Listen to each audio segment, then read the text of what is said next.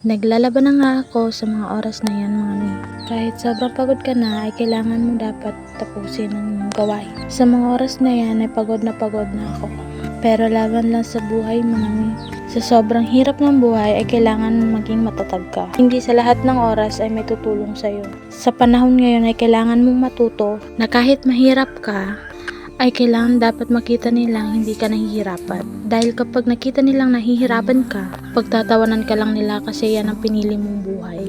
May mga tao talagang kaangat lang ng konti sa'yo, huhusgahan ka na.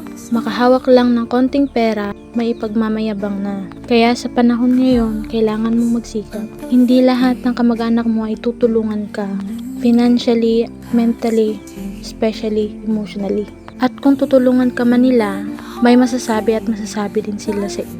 Kaya hayaan nyo na lang kaysa maging magulo pa. At ang mga ganyang tao ay hinahayaan na lang.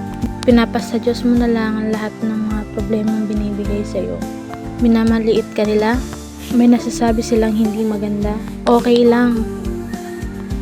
At least alam mo sa sarili mo na hindi ikaw ang umaapak ng tao para lang masabing kaya mo din. Kaya mo magyabang at kayang manghusga.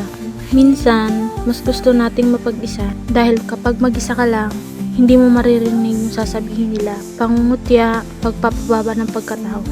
Minsan ang mga yan, tinitignan nila kung kaya mo labanan. Pero sa panahon ngayon, mami, hayaan na lang ang mga taong yan. Hindi naman kabawasan ng pagkatao mo ang ginagawa nila sa'yo.